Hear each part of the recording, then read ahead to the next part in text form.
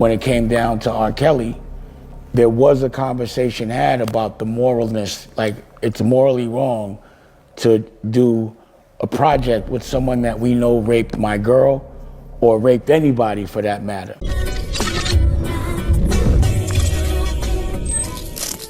In a recent episode on his American New Network, Dame Dash opened up about the controversy surrounding Jay-Z and R. Kelly's Best of Both Worlds album, sharing his perspective on why he chose to distance himself from the project. The album, released in 2002, marked a collaboration between Jay-Z and R. Kelly, but for Dash, who was close with Aaliyah, it crossed a moral line he couldn't ignore. Reflecting on the project, Dash explained that he felt uneasy due to R. Kelly's troubled past, particularly his history with Aaliyah. Did do business with him.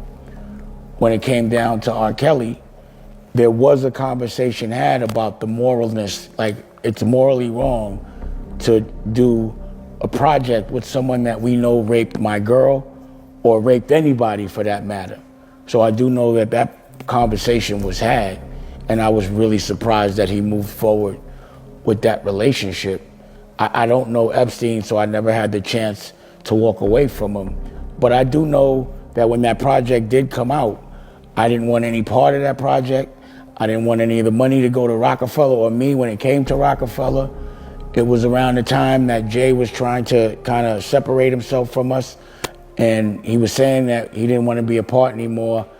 And we resolved that issue with, look, if you want, because he wanted me to dilute and he wanted Biggs to dilute. And I wasn't diluting because I know what I mean and what I do for business. And Biggs was ready to dilute, but our OG, Deuce from St. Croix, kind of stepped in and was like, that's not right. And that's how we resolved it. The way we resolved it was, yo, you keep all the money from that project. I don't want no parts of it, the best of both worlds. So again, I mean, that is true. But, you know, I just think that, I think homie has to answer some questions right now. You know, when Jay-Z and R. Kelly went on that tour, and then they had the fight, and Tata sprayed R. Kelly in the middle of the night. So when they got off the stage, Kaiser from Def Jam called me and was like, Jay wants to get on the radio. So I get in, I put the mic on, Jay shows up while Jay's on the radio, and he's telling me what happened, and this guy, he's been such a problematic, R. Kelly, in the middle. So the whole city's listening, because everybody was at the concert when it went crazy and R. Kelly left. So the whole city's listening in the middle of the night. Then after Jay's almost done with the interview, I get a call and says, R. Kelly's listening and he wants to come tell his side of the story. I say, okay, come on down. So Jay-Z leaves, R. Kelly comes in, now R. Kelly's on. Mind you, his eyes are still puffy and red. Yeah, because didn't he mace him or You something? can't deny that somebody pepper sprayed him, because I'm seeing him. His eyes are like this, he's got his glasses, but you could see it. And he's trying to tell his side of the story. He thought somebody was in the crowd with a gun. No, he said something as ridiculous as someone in the crowd is pointing the gun at him. That's Madison Square Garden. Tonight. So he came out, he said First of all, this is Madison Square Garden, right? I mean, come on, New York City. Come on, anybody know Madison Square Garden? No. Let me just for the people, there was, a lot of people were there, but there are definitely people listening that wasn't there. What happened when R. Kelly came out during the show and said, I want to tell New York I love y'all, but there's people. You don't love New York. He said there's people. You can't say that. You don't love New York. Let me tell you what happened. I'm a little hyped. I understand. I just want to keep everybody in the loop with what's happening. So he said, I just want to tell y'all I love New York, but there's people in the crowd that got guns on me. And so did he say something like there's about to be a riot in here or something? Yeah, whatever that was. And it's not worth it. It's foolery. He dropped the mic and got off stage. About 5 minutes of straight black. No lights, no nothing. So I'm in the back changing. I'm in the quick booth change. I'm going to give you the background scene. I'm in the quick booth changing. And I'm feeling like, again, I mean, come on. How'd you get word that did you hear him saying this? Or did you know he was going to break out? Yeah, I heard. It was when we do the show, it has a rhythm. So I'm like, wait a minute. Like, when you feel like for a second the music didn't drop, I'm like, what's going on? I asked the guy, Randy Bazzelli, what's happening? And I look through the thing and I see him in front of stage, but I can't hear what he's saying. I thought he was going for the lights move again. My lights is messed up again, I thought he was going for that move again. I didn't know he said something as ridiculous as someone in the crowd is pointing the gun at him. That's Madison Square Garden. That's a world class. I mean, they're tough in the Garden. You can't do what you want in the Garden. Yeah. It's tough. It's tough. I don't want to put Puff out there, but he had a tough time getting backstage. It's a tough thing. Mm-hmm. You know, so imagine that. My bags you cannot get a gun in Madison Square Garden. Are you crazy? Like, does he know where he's at? This is the Garden. Right. You know what I'm saying? So at what point because people gave him love when he was performing? Yeah, but that's the problem. We even have good shows. But if I get love, like if people give me love, he has a problem with that. Like his ego cannot take that. Have you tried to talk to him about it? Of course, and I've talked to him like a real dude because he's not used to having real dudes. Like, yo, dude, you're ruining yourself. You know, I don't work for you, B. You know what I'm saying? I don't work for you, nor am I under you. Mm-hmm. You know what I'm saying? Mm-hmm. Like, I'm a bad dude myself. And what's his reaction to that? Like, man, my lights. I said, no, it wasn't your lights. It was just because his first 2 shows was horrible. I was like, it's your lineup, B. Change your lineup. Mm-hmm. And he changed the lineup when we started having good shows for a while, and then back into this. Like that, just like as blunt like that, you told him? Oh yeah, I'm a real dude. Mm-hmm. Yeah, I'm a real dude. But did you tell him about the ego thing? Did you talk to him about that? Yeah. I mean, this is my word. Did he ever honestly this is my say word. that? Of course, he's not gonna say that. He's not gonna cop to that. This is my word. B. The best of both worlds is about you doing the best of what you do, and I do the best of what I do. Right. You know what I'm saying? I'm not here to try to outshine you or destroy you on stage. I'm here to do my part, the best of what I do. You're not going to have the same reaction as You Don't Know. You Don't Know is a high-energy hip-hop record. Mm-hmm. You know? It's a different... Dudes are singing that and jumping up and down. They're not doing that. They're not jumping up and down singing It Seems Like You Ready. They damn near singing out the corner of their mouth. Right. Like, you know, I'm embarrassed. I like this my joint, but... Right. They're too cool for that. They're not going to be jumping up and down. Wow. You know? Yo, that's unbelievable. Unbelievable. I'm more disappointed than upset. I'm more disappointed at the whole thing. From the outside, because you know, I'm sure you have your own emotions and your own. But as somebody who was at the show, like when he did that, I almost felt like, first of all, it was disbelief from everybody that I was sitting there. It was disbelief. Right. And when you first came out and you did the first song, we wanted to rock with you, but we were still kind of not sure what the hell was going on. But by the second and third song, we forgot. Yeah, and by the way, that was a big, like, and I heard, and that's a big thing. Like, I mean, you got a whole arena full of people that came to see both of us, and now I got to carry that whole weight. Like, that could have went out anyway. He put me out there. He put me out there too many times. It's just too many times. It's enough. I have to say, I mean, you know, I love you. You know, I'm a Jay fan. But tonight, like, most people would have just fell apart in that kind of situation. I mean, shout out to Usher too, man. I mean, because he came and he really just on call, like in 1 second. No, I heard that he was. We burnt this. We had the laptops, so we're burning CDs from laptops and to put a show together for him. Yeah, so he could do a show. And T.I. was backstage. Was Mary supposed to come out, or was she was there? I had Mary. Me and Mary was going to originally do the song, but you know, we just extended it. Ja Rule was going to do a song with him. Me and Ja Rule hadn't even he was going to do the R. Kelly show before you know. Because you guys weren't. I thought you guys weren't really in great terms. We wasn't on the best of terms, but you know, it's a mutual respect thing there. You know what I'm saying? And it was like it's not that serious. It was a thing, right? It was a thing, and he's from New York. You know what I'm saying? And he's seen that it was a situation where, you know, New York, I mean, you know, he did his thing. He stepped out. I don't feel claps tonight. I don't feel this is that kind of benefit. Right. This is too real. Too real for the sound. Yeah. I'm sorry.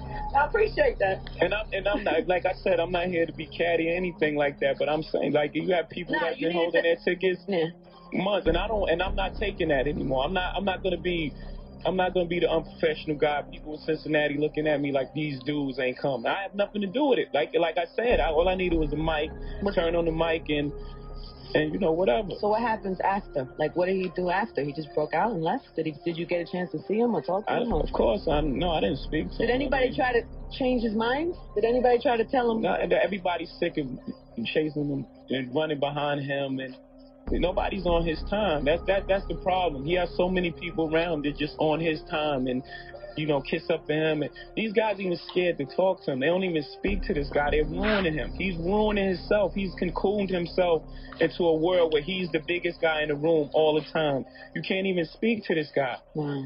You know what I'm saying? That's so not healthy. Oh, yeah. Oh man, damn, Jay. So what's the future? Oh man, damn. So what happens to like tomorrow's show and the show after that? I could put a show together, B. I could try my best. I could do it by myself. Like I don't really need to do it's up to New York. It's up to the people that bought their tickets and people that really want to see them make that decision if they want me to do the show by myself or they want to just get refunds for they. Oh, they can get a refund. Yeah. Wow.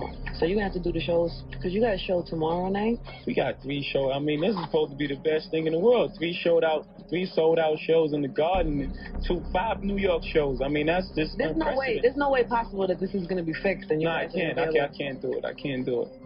I mean, enough. I can't do it. I mean, this is St. Louis. If this was tonight, I'd be like, okay. But this, first of all, is my hometown, so I'm tight. Right. You know what I'm saying? I'm tight. I see. Right. So, second of all, this happened in St. Louis for no reason. First of all, let me explain to you about St. Louis. The lighting cue that was missed was 2 sets back. Like, he had a set. They missed my cue every night. They missed my cue on the opening, when I had my hands folded. That was my money joint.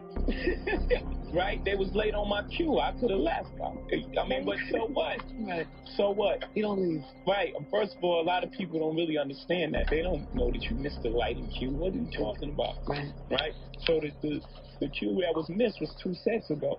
So that had to be all premeditated. Like, then I do a set, then he do a set, and then he runs off and screams at the light. Is this the reason? Shout out to Gary Westcott. I'm really sorry you had to put up with all that. Is this the reason that, because I know there was a show in Connecticut that was canceled. Yeah, because he wanted to get a new lighting guy. So you had to cancel the show.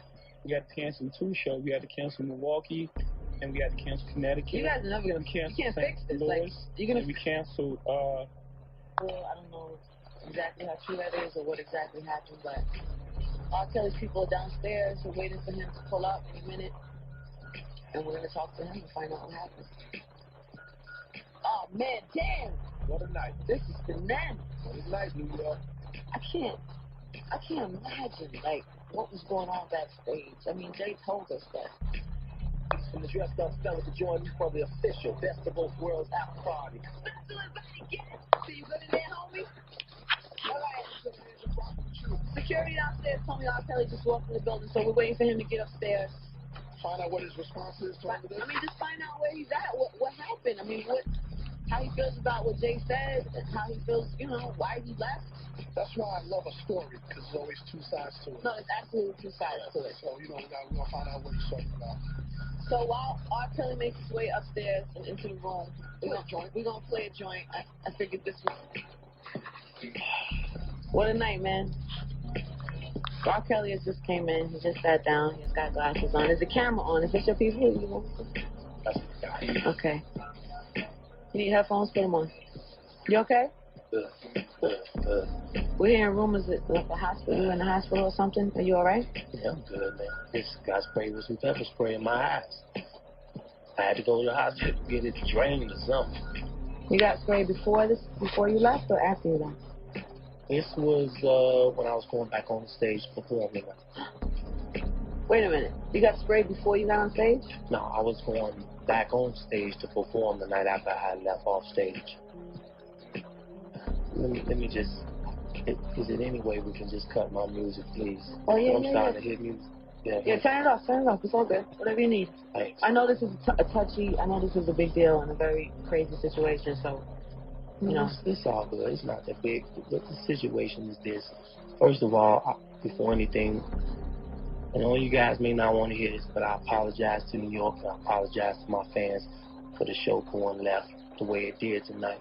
That was certainly not my intentions to make the show go left. Mm-hmm. I love performing. I don't care who I perform with. Yeah. I'm very secure. I've been in this for 15 years. Yeah. And I'm still successful at it. I feel at the top of my game. I feel real good about that. I have no incentive. I have no motive, no reason whatsoever to be, first of all, jealous of Jay-Z. Mm-hmm. I'm a fan of Jay's.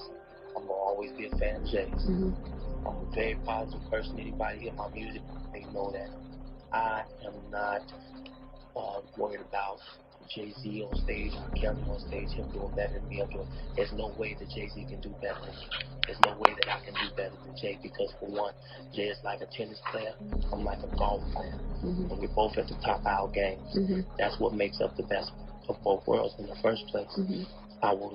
There's no way that there can be any type of competing for my end with Jay-Z, because keep it real with y'all. Some shows I've ripped, some shows Jay's ripped. I expected what I expected here because this is his home. That's the way it's supposed to go. You know, Michael Jordan, back home, the same thing, you know.